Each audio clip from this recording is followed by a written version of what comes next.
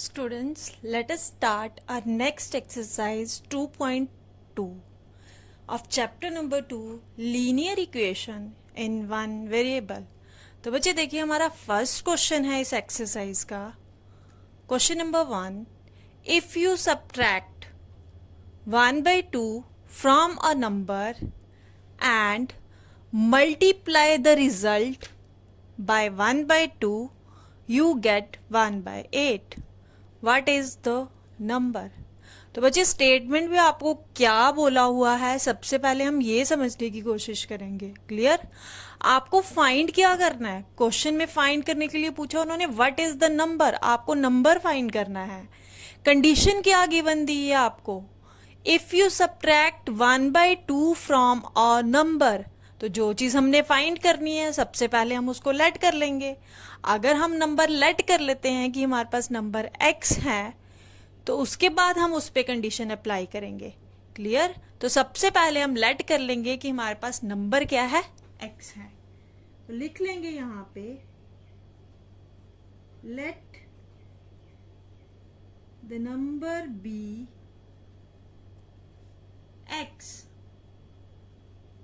Clear?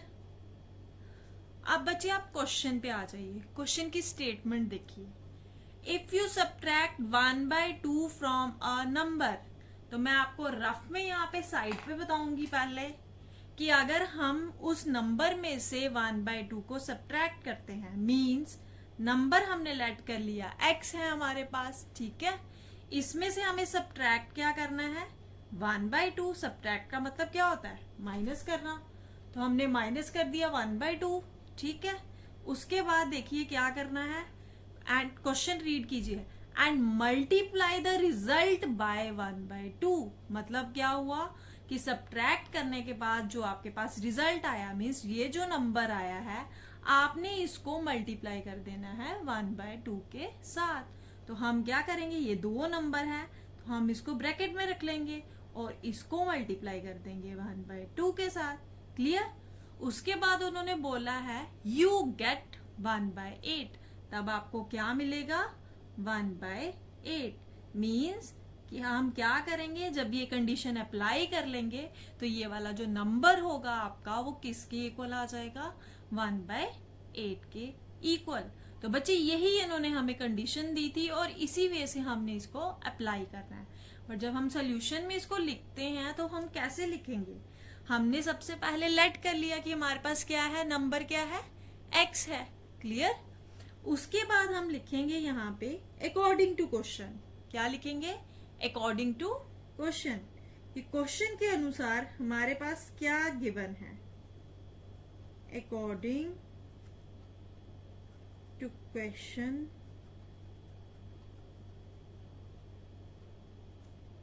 We have, क्या लिखेंगे यहाँ पे, सबसे पहले हमारे पास नंबर है, उसको उसमें से हमें 1/2 क्या करना है, सब्ट्रैक्ट करना है. फिर इस नंबर को किससे मल्टीप्लाई कर देना था, 1/2 के साथ. तो जो हमें रिजल्ट मिलेगा वो किसके इक्वल होगा, 1/8 के इक्वल. यहाँ पहले रफ में क्रिएट कर लीजिए उसको और सेम वो वाली चीज यहाँ पे उतार लीजिए. ठीक है बच्चे, ये हमारे पास इक्वेशन बन गई. तो सबसे पहले हमने स्टेटमेंट वाले क्वेश्चंस में क्या करना होता है, स्टेटमेंट को केयरफुली रीड करना है, उसको समझना है, फिर उसके अकॉर्डिंग जो कंडीशंस दी होंगी उनको अप्लाई करके हमें इक्वेशन बनानी है. और उसके बाद हमें ये जो वेरिएबल हमने लेट किया है उसकी वैल्यू फाइंड आउट करनी है. क्लियर? तो देखिए अब इसको आगे कैसे सॉल्व करेंगे हम. ठीक है बच्चे, देखो ये ब्रैकेट के जो बाहर टर्म है ये 1/2 है, इसके बीच में कोई साइन नहीं है. दैट मीन्स ये 1/2 क्या हो रहा है, इनके साथ मल्टीप्लाई हो रहा है. तो आप कर लीजिए, 1 को हमने x के साथ मल्टीप्लाई किया, आपके पास आया x. ठीक है, 2 को नीचे ये 2 आ गया, इसके नीचे कुछ नहीं, अंडरस्टूड होता है कि 1 होगा.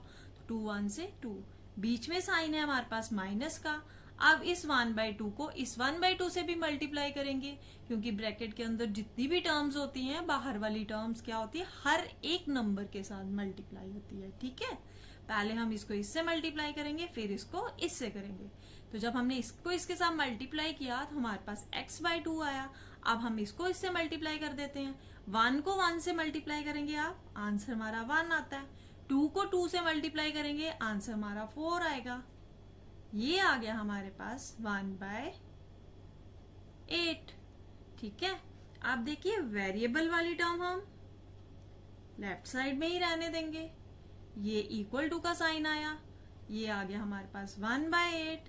और ये माइनस वाली टर्म जब इक्वल टू के इस तरफ हमने शिफ्ट की तो ये माइनस किस में कन्वर्ट हो गया, प्लस में। तो ये आ गया 1/4। और ये आया अब हमारे पास x/2 इज इक्वल्स टू, बच्चे अब ये फ्रैक्शन वाली टर्म्स है तो इनको हमें कैसे सॉल्व करना है, हमें एलसीएम लेके सॉल्व करना है। जब भी ध्यान में रखना है एलसीएम के 3 मेथड्स होते हैं। 2 मेथड्स तो ऑलरेडी मैंने पिछली जो एक्सरसाइज की थी उसमें यूज हो चुके थे। ये आपने अपनी छोटी क्लासेस में, प्रीवियस क्लासेस में किया हुआ है। फिर भी मैं आपको फिर से बता देती हूँ इनका क्या मेथड होता है। अब देखो ये दोनों एक दूसरे के मल्टीपल हैं। 4 के टेबल में 8 आता है ना, आता है। इसका मतलब ये हुआ कि हम इन दोनों में से जो लार्जेस्ट नंबर होगा, तो इन दोनों में से लार्जेस्ट कौन सा है, 8 है, तो वही हम एलसीएम ले लेंगे। क्लियर। अब 8 को 8 से डिवाइड किया, आंसर 1 आया। और 1 को हम ऊपर मल्टीप्लाई कर देंगे जो ऊपर नंबर होगा। तो यहाँ पे नंबर भी 1 है तो हमने 1 को 1 से मल्टीप्लाई कर दिया। नेक्स्ट है, अब यहाँ पे 8 है डिनोमिनेटर में और यहाँ पे है 4। और देखिए 4 के टेबल में 8 किससे आता है, 2 से आता है। तो हमने ऊपर वाली टर्म को 2 से मल्टीप्लाई कर देना है। तो ऊपर 1 था तो इसको हमने 2 से मल्टीप्लाई कर दिया। क्लियर। ये ऑलरेडी आप कर चुके हो। ये आ गया नीचे 8, 1 को 1 से किया 1, बीच में प्लस, 2 को 1 से किया 2। ये आया x/2 is equals to 1 + 2 3, 3/8।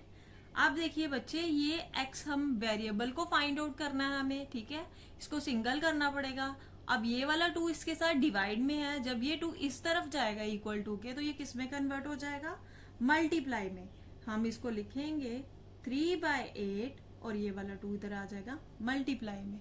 Clear. आप देखिए ये कट जाते हैं, ये एक दूसरे के मल्टीपल हैं, एक दूसरे के टेबल में आते हैं। 2 1 से, 2 4 से 8। तो x की वैल्यू क्या आई हमारे पास, यहाँ पे बचा 3 और नीचे बचा 4, क्योंकि 3 1 से 3 होता है। तो x की वैल्यू आई हमारे पास 3/4। तो हमें फाइंड करना था नंबर, तो जिसको हमें लेट किया था, जिसे हमने लेट किया था x, तो x की वैल्यू 3/4 है। तो यहाँ पे नीचे लिख देंगे therefore the required number is 3/4। Understand. So students, हमारा नेक्स्ट क्वेश्चन है question number 2। The perimeter of a rectangular swimming pool is 154 metre. सबसे पहले क्या दिया है हमें, एक स्विमिंग पूल की बात चल रही है जिसकी शेप कौन सी है, रेक्टेंगुलर। किस शेप का है वो, रेक्टेंगुलर शेप का। जैसे ये रेक्टेंगल है, इस शेप का है वो स्विमिंग पूल। ठीक है। और उसका पेरीमीटर दिया है। बच्चे पेरीमीटर होता है सम ऑफ ऑल द साइड्स बोलो या सम ऑफ बाउंड्रीज। ठीक है, जो भी फिगर है उसकी बाउंड्रीज का जो सम होता है। ठीक है, तो हमें पेरीमीटर गिवन है। उसके बाद कंडीशन क्या गिवन है हमें वो देखेंगे। Its length is 2 metre more than twice its breadth. हमें लेंथ के बारे में बताया गया है बट ब्रेथ के बारे में कुछ भी नहीं बोला है। What are the length and the breadth of the pool? हमें क्या करना है इस क्वेश्चन में, हमें लेंथ और ब्रेथ फाइंड आउट करनी है। देखो लेंथ के लिए कंडीशन दी है कि वो कितनी है लेंथ, 2 मीटर मोर देन, मोर है तो दैट मीन्स प्लस आएगा, ट्वाइस इट्स ब्रेथ, तो ट्वाइस है तो ट्वाइस का मतलब होता है 2 टाइम्स। कोई भी चीज जो ब्रेथ होगी जितनी होगी उसका 2 टाइम्स ले लेंगे। ठीक है, तो हमें ब्रेथ नहीं पता है तो हम लेट कर लेते हैं कि जो ब्रेथ है पूल की वो कितनी है, x मीटर। क्योंकि आपको जो पेरीमीटर गिवन है बच्चे वो भी मीटर में गिवन है, इसलिए हम ये सारे क्वेश्चंस को क्या, लेंथ और ब्रेथ को भी हम मीटर्स में ही लेंगे। क्लियर? तो सबसे पहले लेट कर लेंगे, let the breadth of the pool, breadth of the pool be x metre. Clear? Breadth हमने x ले ली। अब अकॉर्डिंग टू क्वेश्चन या जो गिवन कंडीशन है उसके अकॉर्डिंग लेंथ कितनी है, and the length of the pool, वो किसके इक्वल आ जाएगी हमारे पास, 2 metre more than twice its breadth, sorry twice its breadth क्या हो गया, 2 टाइम्स ब्रेथ, ब्रेथ हमने x ली है तो 2x, मोर का मतलब प्लस आ जाएगा, ऐड करना है, ज्यादा है, और कितना ज्यादा है 2 मीटर, तो 2 ऐड हो गया, 2 टाइम्स x प्लस 2 मीटर, ये आ गई हमारी लेंथ। क्लियर?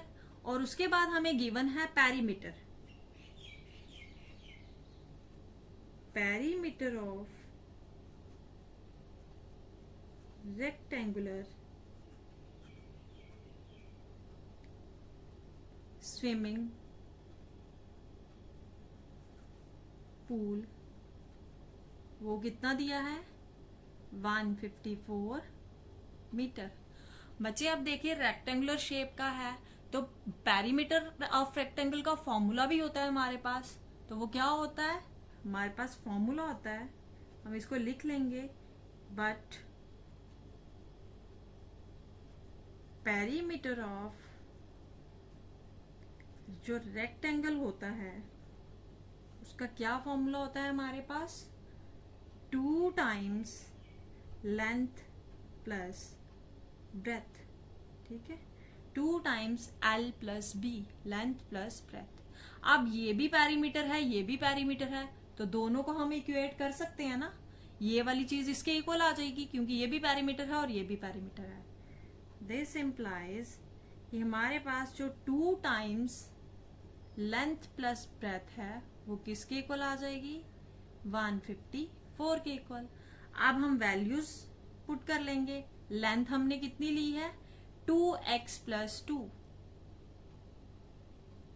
2x प्लस 2, और हमने ब्रेथ कितनी ली है, x, तो ये आ गया साथ में प्लस x, ये आ गया 154। अब बच्चे यहाँ पे देखिए, ये टर्म भी x की है और ये टर्म भी x की है, ये 2x है और ये सिंगल x है, 2 और 1 कितने हो गए, ऐड कर रहे हैं हम इनको, 2 और 1 3x आ जाएगा। ठीक है, साथ में प्लस 2 इज इक्वल्स टू 154। अब बच्चे ये 2 इधर मल्टीप्लाई में है, जब 2 को इक्वल टू के इस तरफ शिफ्ट करेंगे तो ये किस में चेंज हो जाएगा, डिवाइड में, तो ये आ गया 3x प्लस 2 और यहाँ पे आ गया 154 डिवाइडेड बाय 2। अब देखिए इसको काट सकते हैं, ये कटता है, दोनों इवन नंबर्स हैं, 2 7 से 14, 1 रिमाइंडर, अगेन 14 बन गया, 2 7 से 14। ठीक है, यहाँ हमारे पास बचा 3x plus 2 is equals to 77। ठीक है, यहाँ पे आ गया 3x, वेरिएबल वाली टर्म को सिंगल कर लेंगे, यहाँ पे 77, ये प्लस वाला 2 इस तरफ गया, -2, 3x इज इक्वल्स टू, अब 77 में से 2 को माइनस करेंगे, हमारे पास आएगा 75, तो x की वैल्यू कितनी आ जाएगी, यहाँ से ये 75 यहाँ पे आ गया। अब यहाँ पे 3 मल्टीप्लीकेशन में है, इक्वल टू के इस तरफ शिफ्ट होगा तो डिवाइड में चेंज हो जाएगा, तो यहाँ पे 3 आ जाएगा हमारे पास नीचे डिवाइड में, ये 3 1 से, 3 2 से 6, 1 कैरी 15 बन गया, 3 5 से 15। तो बच्चे x की वैल्यू हमारे पास क्या आ गई, 25। ठीक है, देयरफॉर, या मीटर लगा लीजिए क्योंकि हम मीटर्स में ले रहे हैं ना इसको, तो हम लास्ट में लिख लेंगे यहाँ पे, देयरफॉर ब्रेथ, क्योंकि x को हमने ब्रेथ लेट किया था, हम लिखेंगे therefore breadth of the swimming pool